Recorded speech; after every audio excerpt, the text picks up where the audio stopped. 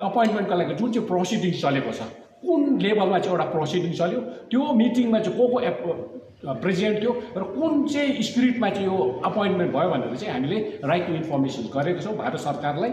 अनि यो भारत सरकारलाई भन्दा पनि विशेष गरेर चाहिँ home minister, ministry of home affairs अनि नर्थ ब्लकमा चाहिँ हामीले अलरेडी चिठी पत्र लेखेको छौँ। यति नै भन्दै मेरो छोटो वक्तव्य यहीँ समाप्त गर्दछु। धन्यवाद।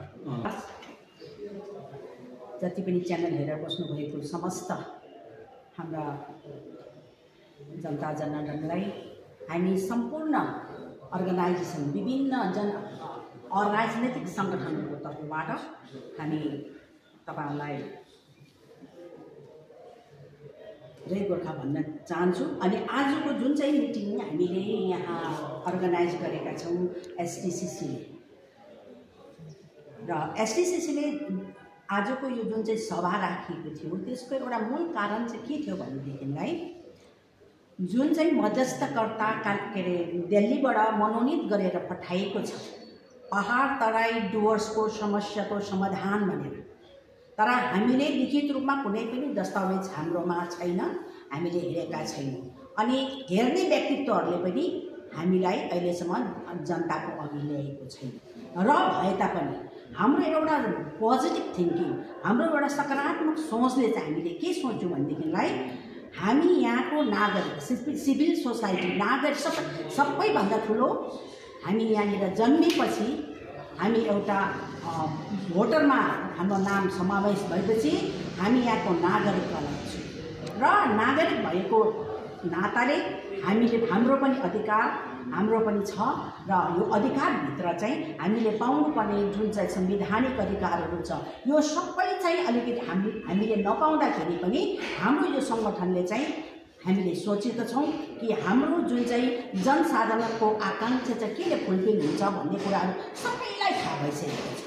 तर यो होइन कि आज तपाईँहरूलाई प्रेसमा आउनुको मतलब चाहिँ भोट आयो भनेर चाहिँ नसम्झिनुहोस्, किनभने हामी जति पनि एसडिसिसीमा राजनीतिक हामी नन पोलिटिकल अर्गनाइजेसनमा हामी बसेका छौँ। हामी कुनै भोटमा उठ्दैनौँ, हामी भोट लड्ने होइनौँ। हामी यति नै चाहन्छौँ समग्र जनताको आकाङ्क्षा फुलफिल होस्, जुन आकाङ्क्षा प्रत्येक गोर्खाको हृदयमा छ। अनि हाम्रोमा प्रेसिडेन्ट सेक्रेटरी भएर एकल नेतृत्व पनि छैन, सबले सामूहिक नेतृत्वमा विश्वास गरेर हामी यहाँ बसेका छौँ। र आजको यो सभामा कालिम्पोङका सम्पूर्ण हाम्रो अराजनीतिक नन पोलिटिकल अर्गनाइजेसन हामीले निम्त्याएको छौँ। सबैजना आइदिनु भयो र सबैको, अनि दार्जिलिङबाट पनि हामी गोर्खा जन आवाज र विभिन्न संस्थाहरू आउनुभयो।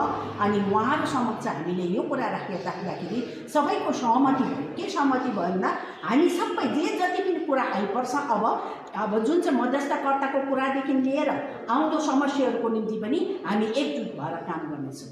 यसमा सहमत हाम्रो दिएका छौँ आज।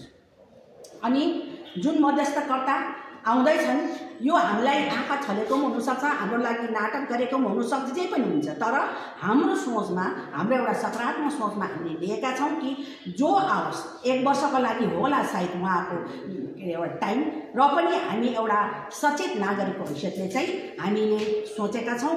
हामीले पनि नागरिकले पनि भेट्न पाउनुपर्छ, किनभने राजनीतिक दलले मात्रै भेटेर जनआकाङ्क्षा पुरा हुँदैन, किनभने यहाँनिर जनता नै सर्वोपरि।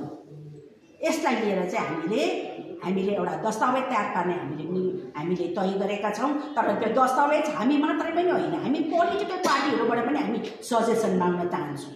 पोलिटिकल लिडर्सहरूले पनि हामीलाई सजेस्ट गरोस्, किनभने भोलिको दिनमा जुन चाहिँ मुद्दाको लागि जुन एउटा हाम्रो के अरे पीर मार्का जुन चाहिँ छ, हाम्रो मुद्दा छ, हाम्रो जनताको एउटा किपोटको लागि हामी लड्दैछौँ। एउटा सेपरेसन बङ्गाल, हामी गोर्खाल्यान्ड भनेर हामी जुन प्रकारले हामी अघि बढ्दैछौँ त्यसमा चाहिँ सबैको सहभागिता जरुरी छ। किनभने हामी जातमा फुट्यौँ, पार्टीमा फुट्यौँ, तर अब हामी नफुटौँ। सबैजना भएर हाम्रो उद्धार कसरी हुन्छ, उन्मुक्ति कसरी हुन्छ, हामीलाई जनताको आकाङ्क्षा फुलफिल हुन्छ। किनभने योभन्दा अगाडि पनि हामीले 2टा व्यवस्था थापिसक्यौँ। हामीले के अरे डिजिएससी अनि जिटिए यो खुद्रा व्यवस्थाले गर्दा हाम्रो उमेर गयो, समय गयो, हाम्रोमा ऊर्जा गयो, हामीले के पायौँ? केही पनि पाउन सकेका छौँ। अब उपरान्त चाहिँ त्यस्तो नहोस् भन्ने खातिरमा हामी समग्र जति पनि आज अर्गनाइजेसन हामी भेला भएर यो निर्णय लिएका छौँ र फर्दर पनि हामी गएर यो जति पनि कार्य हुन्छ हाम्रो जनताको खातिरमा, जनताको हितमा है, त्यो हितको लागि चाहिँ हामी काम गर्नेछौँ भनेर चाहिँ आजको सभाले हामीले निर्णय लिएका छौँ। कतिवटा अर्गनाइजेसनको बैठक? 16वटा। यो त पहाडको मात्रै भयो, त्यो इन्टरलोक्युटरको सवालमा त पहाड तराई र डुवर्स त्यता चाहिँ तपाईँहरूको अर्गनाइजेसनले कसरी गरिरहेको तराई डुवर्समा चाहिँ हामी 6-7 तारिक चाहिँ जाँदैछौँ। उहाँले निम्ताएको छ अनि हामी जाँदैछौँ।